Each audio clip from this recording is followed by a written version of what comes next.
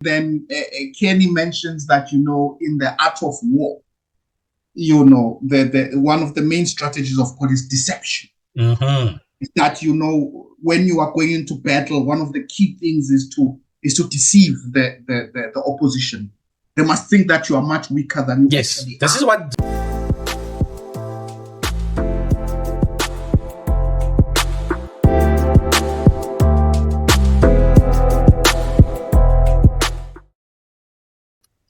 Chess, nonsense, and analysis. Yes, Watu. Here we are again. What are we looking at today? Today we are actually looking at a very interesting event, which is the Chess Olympiad. And I think that our viewers are in for a special treat because you were there. You are going to tell us firsthand how the team is and so on, and the mood. And I can't wait. So I think I'm going to be asking some questions your way a little bit this time. So you apparently you went to the famous Bermuda party, and you were with the team. Well, we will have to hold up on that one first. But let's start from the beginning. So yes, the Bermuda happens during the midway section of the event, so about 6 rounds pass, and then they have a break day. So the Bermuda happens the evening before the break day, and everybody can rest and so on.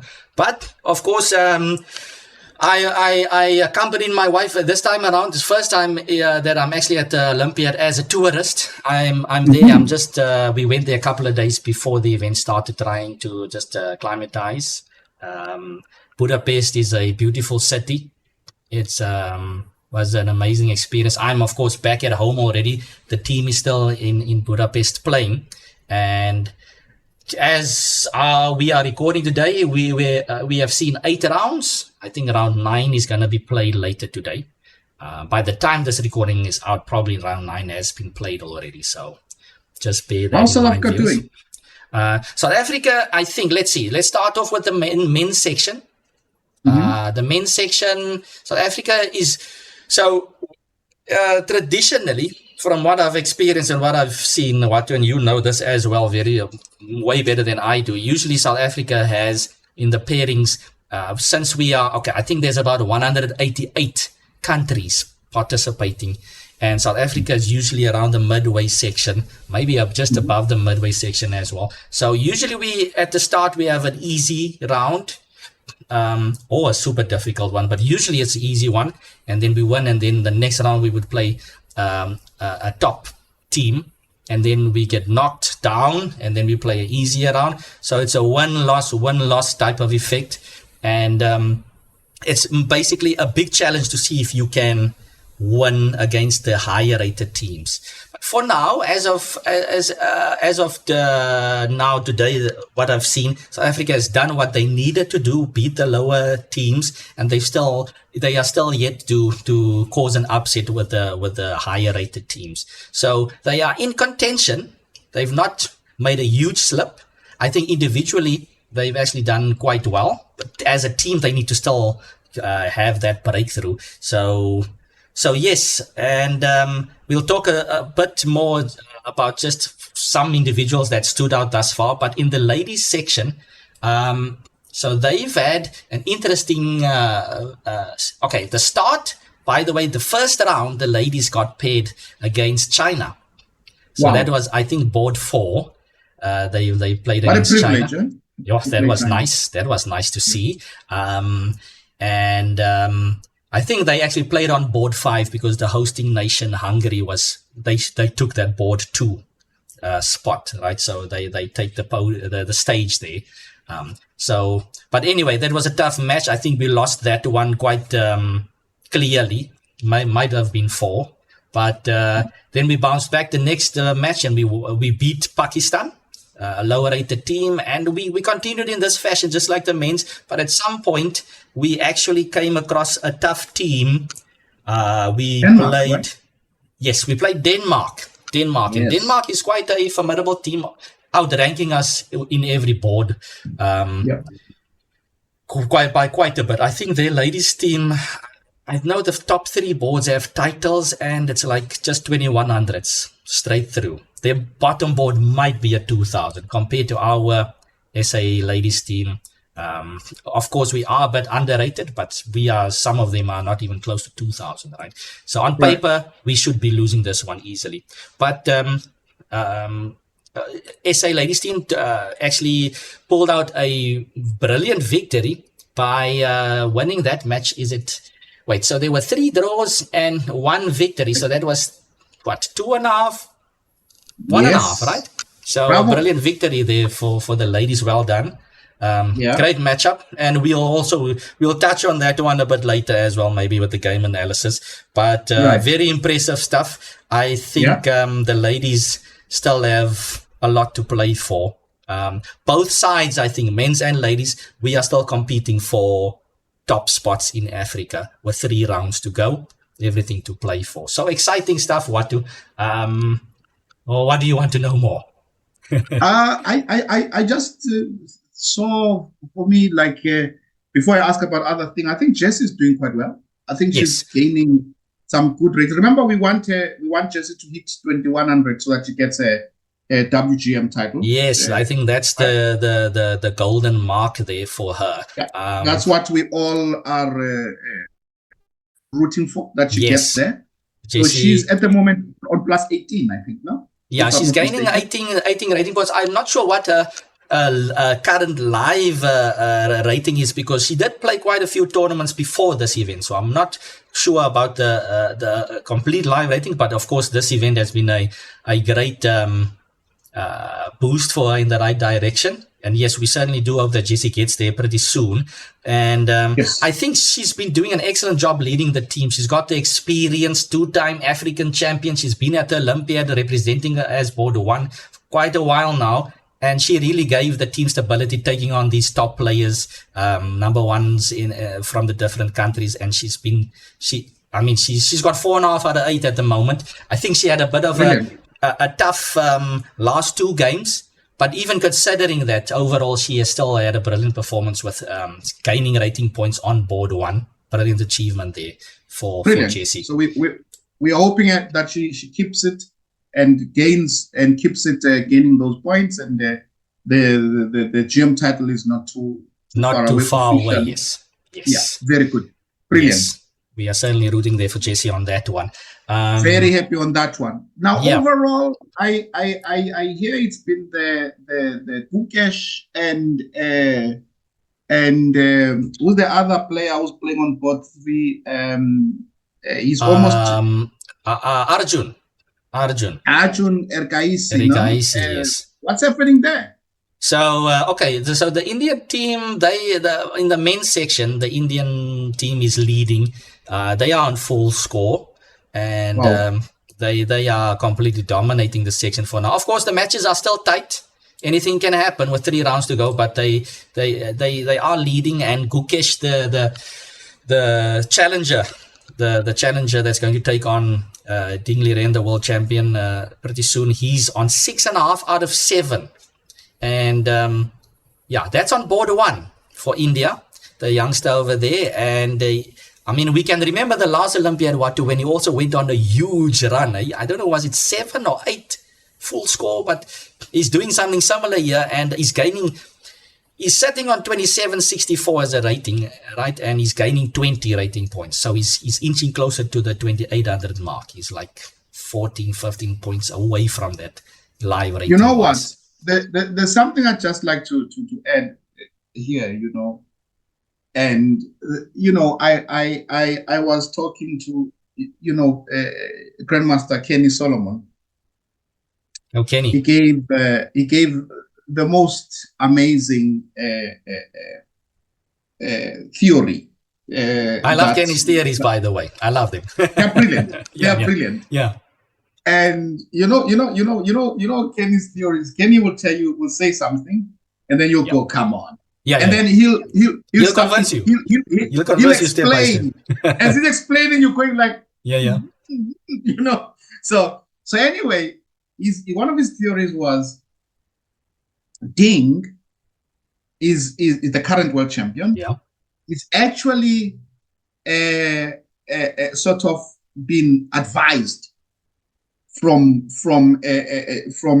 highest levels in Chinese sport ministry to hold the title.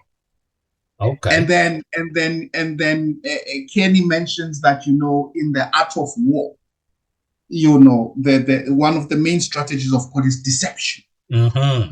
That when you are going into battle, one of the key things is to deceive the opposition. They must think that you are much weaker than you. Yes, this is I think the general view right now. I think with the public, right? Yeah. The art of deception. Yeah. So, and he really, I'm not gonna go further, but it was beautiful. And I said, sure, you know what? I don't know, but the way you are putting it, I will say it's a big possibility. So now, what is of interest to me then, when I'm looking at Kenny's theory and what happened when India was going to play China, well, I'm observing from home. Yes. And Ding steps out of the way. But you have to remember, this is a key match. This was, you know what? It's the match, right? If China wants to win Olympiad, this is where they need to step up. I mean, we're talking about 3 teams in the men's, and it has to be like a mini match, as always happens in team events. Yeah, it's like a round robin of the 3, right? And it's China. Okay, let's start with the first seed. It's America. Yeah. It's India and China. Yes. These are the 3 teams. Yeah. So the issue is whoever manages to beat one and draw one wins the Olympiad. They are in, right? Yeah. Yeah. Right? So now when you look at it, India, when they played China, it was a very important match. And if you are having a world champion on board 1, a player who's been 2,800 not so long ago, one of the greats. I mean, he's one of the very best players at his peak. Yes. Ding Liren. I mean, I'm a big fan of Ding's.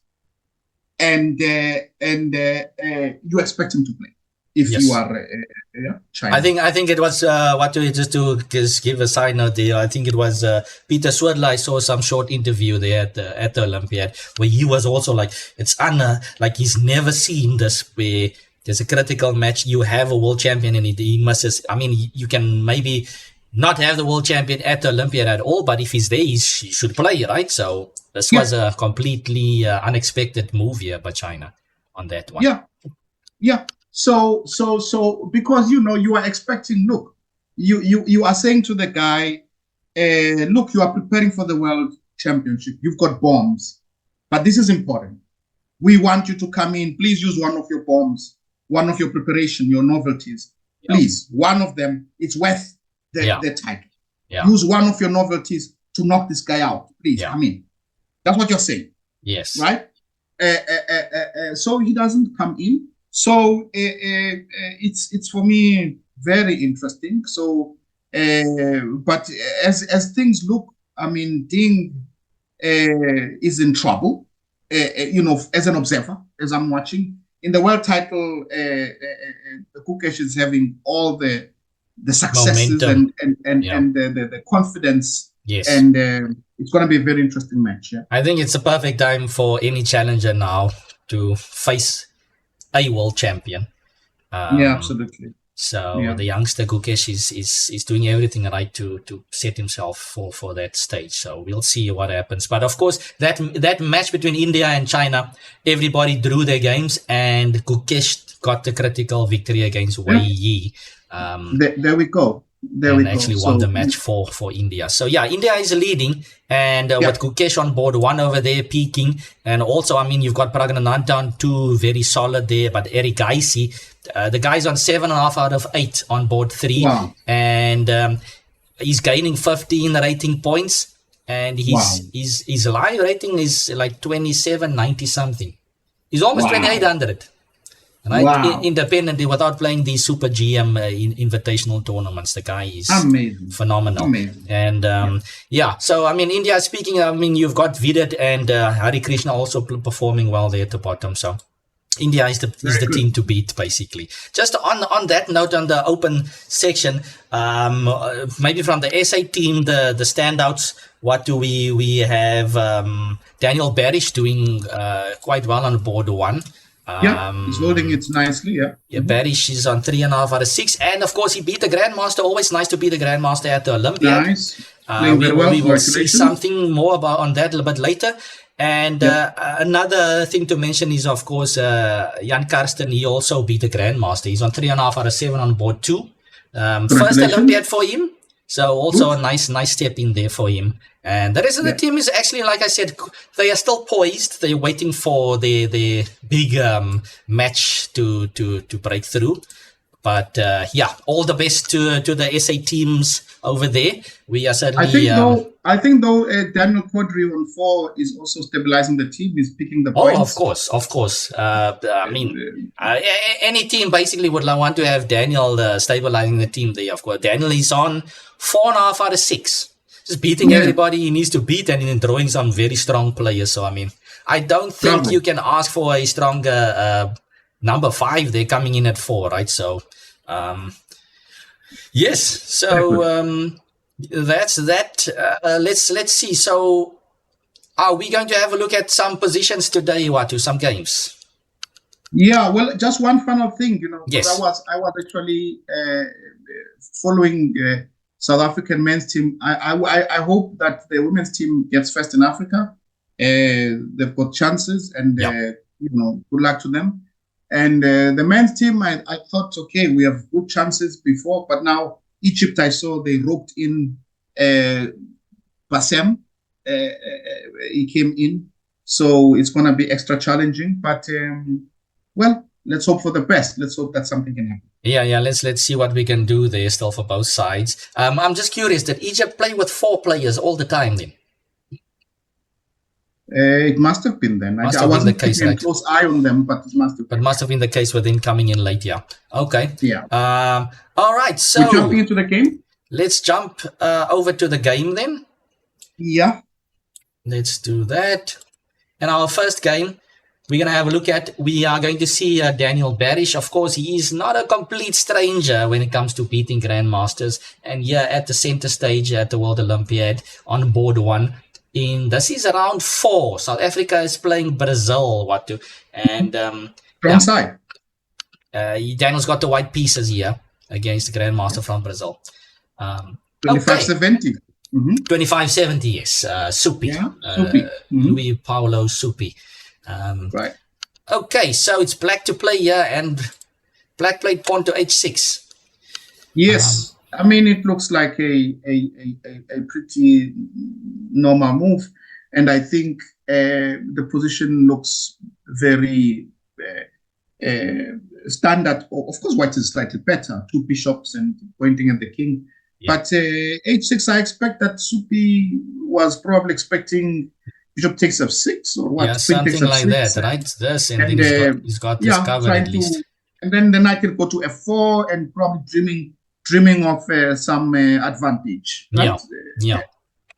But it hits him like a cold shower. The next move, Daniel plays here a brilliant move, bishop takes h6. Beautiful. Nice move. Yeah. Okay. Yeah. And if Supi was slumbering, I think that woke him up for sure. That's for sure. This now is not this giving black chop options, dangerous. Right? And the thing about this sacrifice, though, is that it's a feel type of sacrifice, the one that you have to feel more than calculate. And the point is that the pieces are very much pointing at white, at the black king, and white will take the knight, and the rook e5 lifts also possible. So a very nice idea to come up with, and very brave to play it against such a player. Yeah, let's see what happens. So he accepts the sacrifice. So he accepts. Bishop takes g6, opening up the king. Yeah, but I think now you cannot take. I think possibly very dangerous to take. I mean, g6. Possibly what? Queen takes g6 check. You've got to go to h8, maybe. h8. Then I can take on h6 because you can't play knight h7 after all. I gotta go king g8 back. Yeah.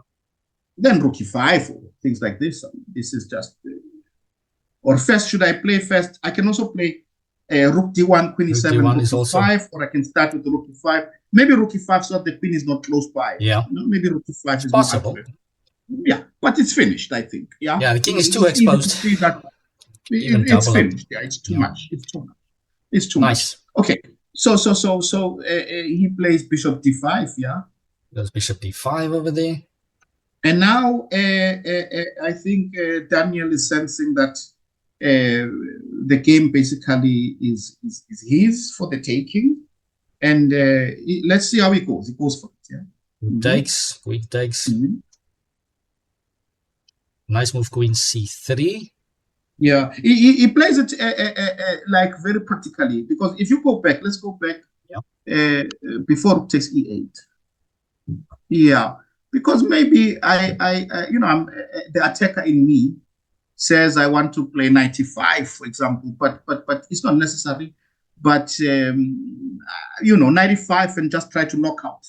Like 95, then rook d1, queen f5. Try to knock the opponent down. Yeah. I think he does a sensible thing, especially in a team event. You don't want to go crazy that much. He just chooses something that will give him an advantage. Yeah. Yeah. So I get you. That also does look tempting, but he goes the route over here, queen c3, hitting the knight. If individual tournament, he may have considered it, right? But it's a team event. You take what you can. Keep everything under control. Yes. Okay. So 94 takes. Gets the last piece in the game. Queen so g6. We are a pawn up. Pawn up, right? And we have a stable position. Stable advantage, going for black. The only thing I think going for black, Kelvin, is that he's got the bishop. And if he can play king h7, rook g8, he may threaten. Okay. So you need to be fast on this, on sorting this out. But I think Daniel is ready for it. He plays a3. a3, king h7 coming, and here he reacts to that idea now. Knight h4 hitting the queen. Exactly. And kind of blocking the g file, at least from the rook that was. Yes. That was after this, there can only be one winner. There can only be white. Yeah. Yeah. Rook g8. Check. Nice. Centralization. Out of the way. Of course, you don't want to slip up with some queen takes h4 at some point. Bishop e6. Exactly. And Daniel just keeps on terrorizing his opponent here for a while. Goes queen c3. This for me is very important for the viewer to pick up some good technique. When you are having a position like this against good opposition, many players, what they do, they spend a lot of time trying to find the perfect move, right? And what you then will do is that you may get yourself into time trouble as well. But the way that Daniel is doing it, it's sort of do not hurry. He's making moves that he's 100%. He knows that he's getting himself time so that he's thinking in the opponent's time as well. So that queen d4, then queen d2, then queen c3. He's thinking in the opponent's time mainly. He's not trying to burn up his time, but he's trying to find a way forward. And now he's got it, right? Now the guy goes. Very nicely put there, Watu. And what I want to just add to that, of course, the players are getting closer to the 40 move mark. And at 40 moves, you get your extra 30 minutes on the clock as well. That can make things easier for you. They are now on move 35. So that repetition here and there, squeeze in a couple more moves, and you're closer to having a bit more time to work with. So, good technique here by Daniel. Very good technique. King h7, rook e5, hitting the queen. White playing on all the dark squares over here. Nice. Centralization. And what I like, look at this, again, very good technique. All of his pieces are on black squares. Yeah. The point is that, Josef Dorfman wrote about this. And Dorfman was always a fan, Kelvin, of giving the opponent the two bishops. And then what he would then do is he would trade the remaining bishop with the other bishop. Then he would play queen and knight versus queen and bishop. Queen and bishop, And he said you play them on the squares where the bishop is not on. So, for example, if you look at the black square pieces on Daniel's pieces on black squares, black only has two pieces that can play. The bishop cannot play. Yeah, the bishop is just an observer. Yeah. He's just looking. All the pieces on black squares, and we play towards the black squares, and very good technique. Very nice. Yes, very nice to see over here. Knight G2, he reroutes the knight. To F4, another black square, more centralized, cutting bishop D5. Very nice technique. Really giving the opponent no chance to do anything. Get anything out of it, right? Yeah. Yes, nice. Brilliant. This for me is impressive than bishop takes h6. Yeah, because bishop takes h6. Yes, you can see. Yes, but this is now how to win a one game. This is the technique, and with Dani being able to do this with the player who 25-70, I think he sort of states his claim, and in a sense that you can then say, look, he's got what it takes to pursue the GM title. Yeah, for sure. Daniel, if you can do this against the player 25-70, and you've got the technique to win a one game, then it means you just have to have more. What's the word I'm looking for?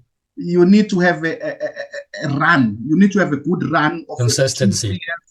Consistency, and why not? Why not get to the GM title? Yeah.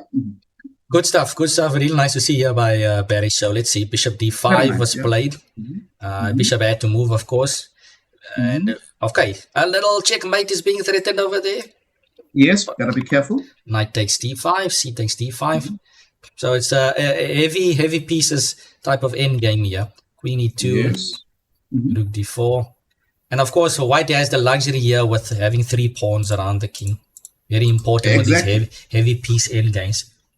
The and King G2, by the way, nice, King G2 is another classy move, because King G2 is a prophylactic move. Yeah, covering F2, releasing the queen from the duty. Yeah, because look, let's move the king back to H2.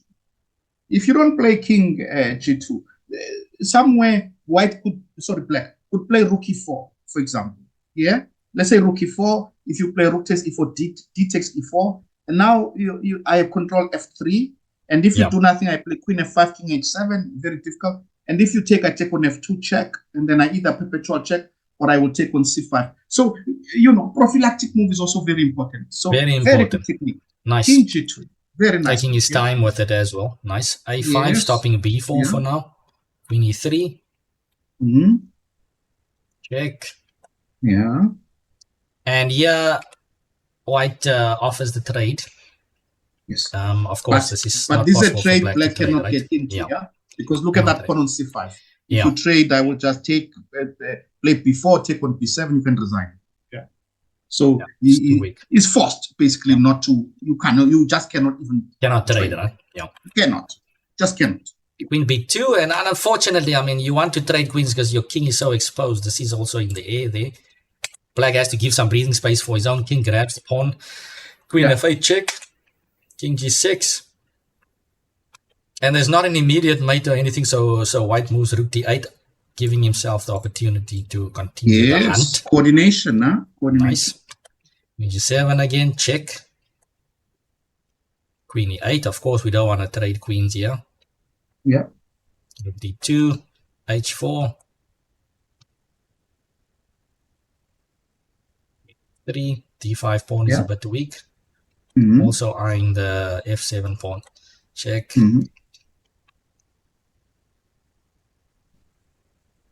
Pawn drops. Poor Supi is being tortured. Oof. All angles. Another one drops. White comes back. And this is the permanent problem that Black has. His king is so exposed. Yeah. Rook D7. Another one drops. Queen F3, and I don't know if this was just maybe sometime trouble or something. This is done. Very nice game. Very nice. Very nice game. Nice technique. Stamina, everything was required, right? So nice. Well played. Great victory there by Daniel. Bravo. Barrish. Bravo. Nice. Well played, Daniel. Great victory there Then by the Daniel next against game- Brazil. Okay. What are we looking at next? Next, we are looking at Robin Klaasen playing against a stronger player. This is the match we're talking about, where South Africa manages to edge out Denmark because of this win. The other 3 games were drawn, and Robin managed to win this game. Yeah. No, look, I was quite happy with this one, Watu, since I think Robin hasn't had, which round is this? Round 6. And this is actually her first victory in the tournament. She had a couple of tough draws. Of course, against China, she lost in the first round. But this was quite nice to see live, and a great victory for her. And, of course, a big one for South Africa, with the other games being drawn and this one. And look at the rating difference. 17, what's 764 to 2015? Yeah, it's quite a big difference over there. So, huge.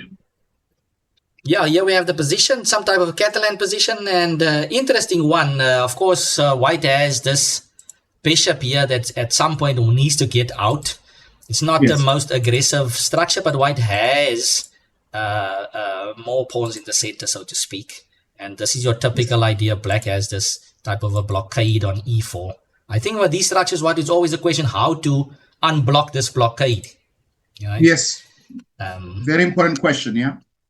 So how does White do that? Maybe to the viewers out there, if you're watching, maybe take a pause if you want to, and just maybe see what would your candidate moves be, how are we going to do that, or how to just maybe finish the development. So White actually came up with something interesting. I don't know if you care to explain what's happening here, Watu. Yes, I like the move knight h4. Knight h4 is a really, really classy move. Basically, White is going to play then e4, because the knight will not be able to maintain its position. But more importantly, White is giving again Black an offer that Black cannot refuse, because if Black does nothing, White will take the bishop on f5 or g6, right? Yeah. And however, when you see there is so much in this move, because now Black is forced to play first knight d6, queen e2, then bishop takes h4 because of the problems of the bishop. But now let's have a look at this position. You see, what is important is to understand that the bishop on e7 is such an important piece because of the structure that Black is having. Pawns on c6, pawns on b7, pawns on e6, pawns on f7. So the Black squares are quite weak. Yes. And this guy is going to come in and take advantage of these Black squares because we are going to play e4. Secondly, we have the g5 that is open, and the rooks are going to come into action and also attack there. So now what we are having is a transformation of the position to a more because remember, when you play like this, you are not going to play quietly and reach an endgame because the endgame may not be so great for you. Yeah, because with the double pawns and structure, everything. right? Yeah. So, however, the gains, the dynamic gains that have been acquired now in this, or gained in the middle game, will allow White to play dynamically and start to attack. And let's have a look at how it's done. Of course, I think you explained it so nicely for the viewers out there. It's quite clear what White's ideas could be then. Of course, just to add there, of course, White wants to take the center. You think you mentioned it at the start, but just to remind the viewers, the blockade is now broken. You want to go e4 and unleash this guy, right? So, absolutely. Okay, so Black now feels the heat with this bishop, of course, because we have ideas of pushing and even trapping the bishop, right? Yes. So Black goes h6. Yes. White expands with e4, bishop h7, and finishes the development and covers the center, and also kind of eyes the queen over there. So the queen moves away. And now, for me, next impressive move. Not being immediately thinking about only the attack, but you need a position like this, prophylactic thinking, to think also, How is my, because your opponent's not going to sit and clap hands for you. Yeah. When you're trying to checkmate them, they will kick around and they will try something. So one of the key things that Black is not having is space. So Black would love to break out. So Black would love to play either C5 or worst case scenario E5. Black wants to hit the center and try to get into the game. And that is why I like this move A3.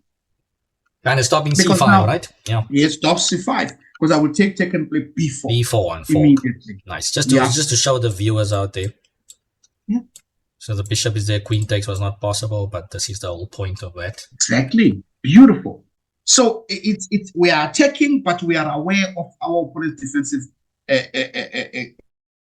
capability. So knight f8. Right? Yeah, so now that we've got the defense out of the way, or rather counter attack, now we continue with our attack. King h1, bishop g6, bishop f3. We are coming. Rook g1 is coming. F5. Black kind of feels obliged to do something now, right? Black must try to do something. And now another move. I'm so impressed with so many moves here. Another move that is impressive is to play e5 because we are trying to attack, so we're cutting the board, especially the queen. We're not allowing the queen to be in the game, and we want all our pieces to flow into the king side. And notice, though, that e5 is a move that had to be considered for a while because you are making d4 permanently weak. Yes. But on the other hand, it is a very good assessment to understand that this it's a move that it shows full confidence of that White has with her position. Yeah, for sure. She feels that I'm going to break through. She's confident. So she's got look at all these weaknesses she's created from a positional point of view. D4, H4, H2, all weaknesses. But it doesn't matter because now we are going for the king. Yeah. And Dorfman, by the way, also wrote about this and said, look, in the greater scheme of things, the king's safety takes precedence. It's the first that Beautiful. So 94, H5. Bishop. Tries happen. Rook G1. We are attacking now. We are threatening the pawn. King H7.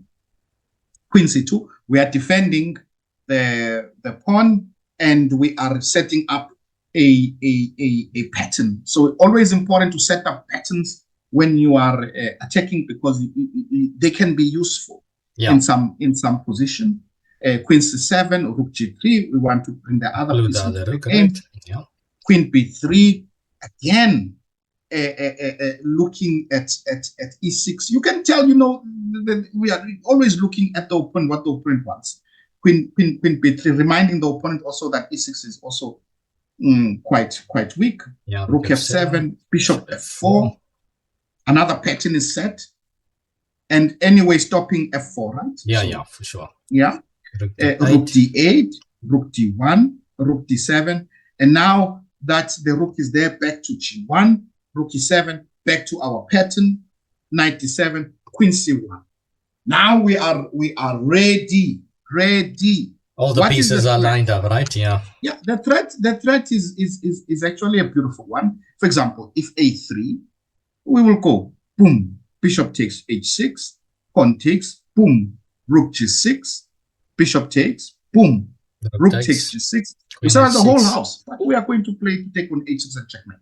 Wow. It's beautiful. Yeah. Just nice stuff. Just ridiculously good technique, and the transition from positional prophylaxis to attack, everything is there. Beautiful game. Nice transition. Yeah. Very nice game. Queen E3. And I mean, Black must have been feeling like Black wants to do something as well here, right? Because Black is just fully coiled up over there. Exactly. And the bishop wants to come out. So C5 is a very logical move because Black now, of course, wants to get to trade off some pieces, right? But so now we start to understand the reason for Queen C3. That's where you realize that Robin is fully aware that the opponent wants to play a move like C5 to get out. But she's ready. And have a look. She's prepared now. Well, we will see what her idea is. Yes. Plays D5. This reminds me of Kasparov. Kasparov used to play like this. D5. to open up lines against this is opening up lines against the king. Nice. D5 pawn take E6. Yeah. No, this is lovely. This is lovely. Absolutely lovely to see. This is beautiful, and she's not finished, by the way. And now after Queen C8, Rook takes G7. Oof. Oof. You know what? I was watching this game live, and I was actually considering Queen E5. I mean, you know me. I want to squeeze and squeeze and squeeze and squeeze and then squeeze a bit more. When you are already dead, I want to squeeze. And I was then glancing at Rook G7 after Queen E5 because I was convinced Queen E5 was nice. But Rook G7 is just a thunderbolt. The issue is that if you can see a forced sequence, you must take it because you're in control. Yeah. And here she's in complete control. Queen E5 check, King G8, and look at this. E7, basically cutting the half of the opponent's half, right? Yeah. Board, yeah. Rook, bishop goes to F7, and not take the rook. No. We take the knight, and then we play bishop takes H6, and Queen G7 is not is unstoppable. Oof. Yeah, and a funny story. A funny story that I'll give you now. I was actually I went to Germany when the tournament started.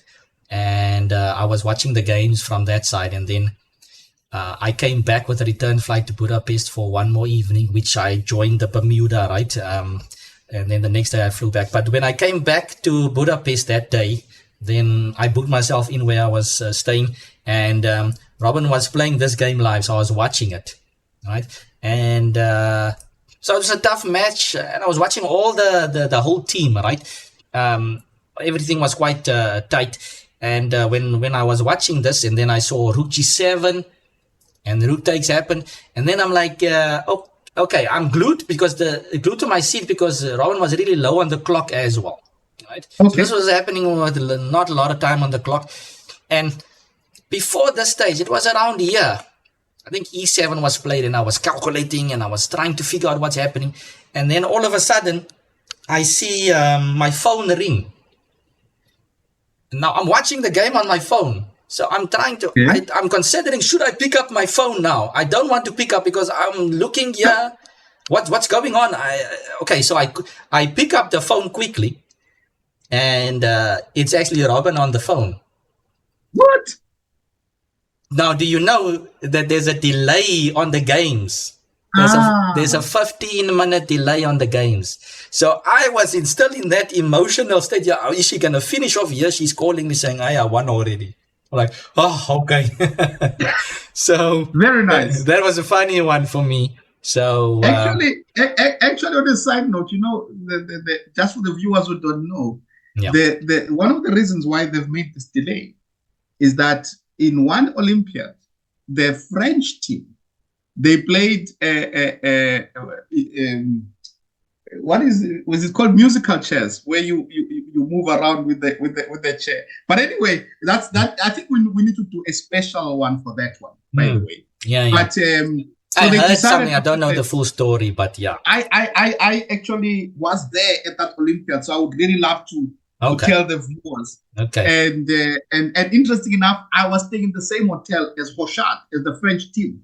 And I spoke to him, and so I have not about this, but it was interesting anyway. Yeah. Because I spoke to him, and it doesn't matter. But we will do definitely an episode on that. But yeah, so I guess that's why they are delaying the thing, so that you cannot really cheat easily. Yeah. Of course, nowadays everything. I mean, we're trying to be more sensitive to that anti-cheating business, basically. But yeah, so this bravo to Robin Klaasen over there. Well done. So brilliant games there by the two SA players, and everything to play for. Like I said, Watu, 3 rounds to go. They'll be playing later today. By the time, like I said, this video comes out, they've already had played round 9. But we will be glued to our seats watching. There's plenty of stories. Well. Yeah, and things are going well. Good luck to the SA teams, and we will certainly keep you guys up to date after the Olympiad again. Is that enough nonsense for today, Watu? That's enough nonsense for today. Okay, good stuff. If you've liked the video, everyone, don't forget to like and subscribe. It goes a long way in helping our channel. It of course takes nothing to subscribe. It's just pressing the button. That's it. And yeah, we will see you for the next one. Cheers.